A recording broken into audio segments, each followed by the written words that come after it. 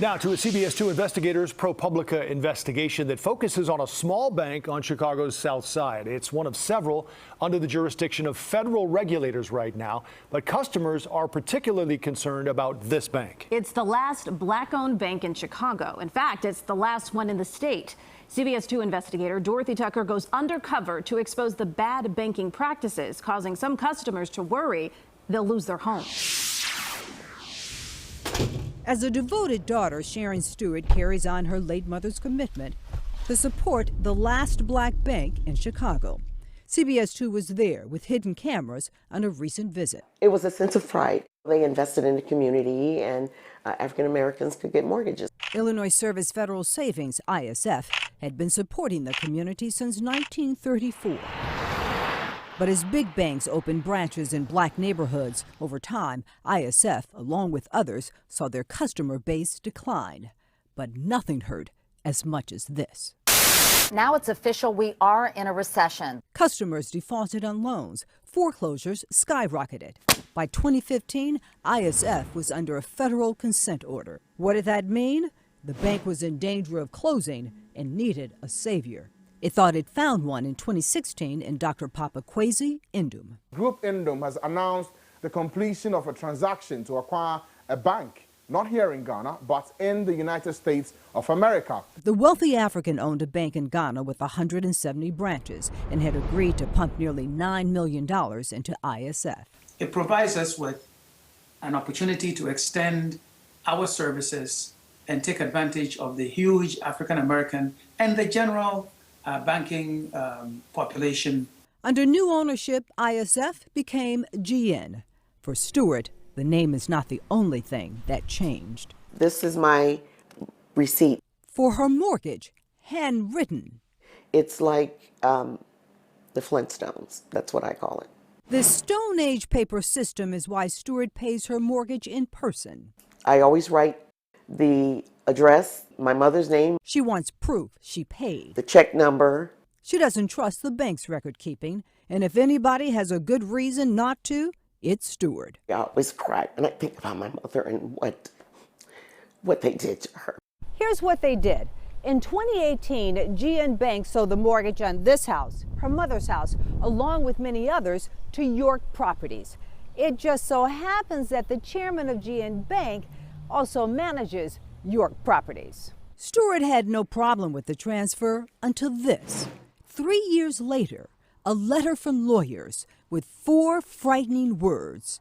You are in default. I was fearful first. Fear turned into anger after a series of text exchanges with the bank manager. Stewart explaining the notice is erroneous. The bank manager insisting she had not been paying. Stewart adamant GN took her payments. I told them that I think you're trying to force a default. And of all things, the bank manager demanded the customer provide proof, receipts. Little did he know. I have receipts going back. I have all the receipts. $60,000 worth. The bank backed off. I was not going to let someone take my mother's property. Anybody who saves all her receipts is not the kind of person to take a false accusation lying down. Stewart went straight to the feds. I sent them all of this stuff. Turns out she wasn't the only GN customer complaining. These are just a few of the more than 20 complaints since Indum took over in 2016. And that's not all. Under the leadership of the very man who was supposed to save the bank, in 2020, it happened again. The feds dropped another consent order. We're doing a story on some complaints from customers. We were there when bank regulators showed up. I'm sorry, I can't talk to you. This new order cites some new concerns. The consent orders also list concerns with the bank's management, concerns that the bank's managers have conflicts of interest. The comforting news, says the former bank regulator, GN is financially stable. But the uncomfortable truth, Supervisors appear to believe that something has to change.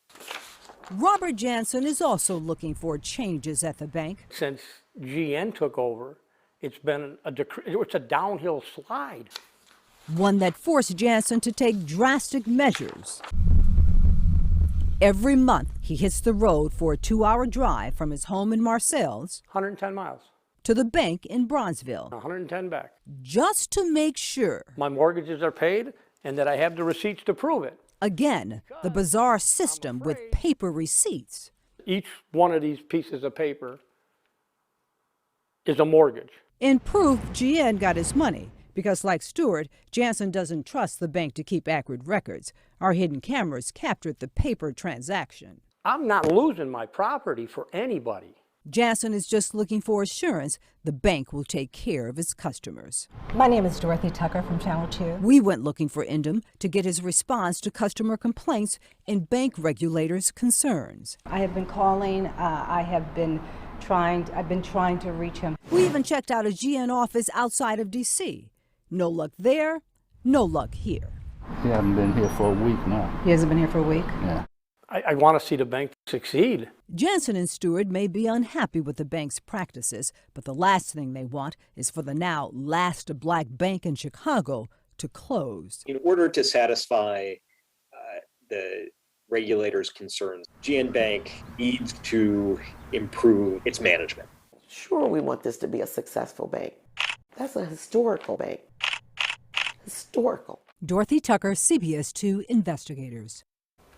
The CBS 2 investigators have also asked the chairman for an on-camera interview. His response came back in writing through his attorney and simply said serving the community will continue to be the priority at GN Bank. You can read the full statement plus details from the 20-plus other customer complaints filed since 2016. It's all on the CBS Chicago app in the CBS 2 Investigators section.